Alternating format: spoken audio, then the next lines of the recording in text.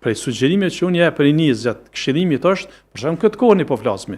Po flasim me standardet e prindve tonë ose gjyshëve tonë, po në kohën e sodit para pëlqet, jo obligativisht, po para pëlqet që i riu, pra ta ketë kryt shkollën, tjetë i punësuar dhe hynë në këtë institucion.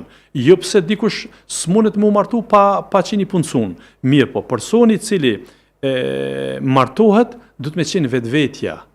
Jo për shembull me u bë barë e familjes, por pra ka prioritete në jetë. Kjo është ajo që du ta them, ka prioritete. Pra mbahet shkollimi, ne po flasim për kohën tonë, jo për para 100 vite që ka ndodhur. Në këtë kohë kryet shkollimi, fillon punësimi, bën një pasuri edhe din se si ka tyrat, mbas kësaj edhe vepron.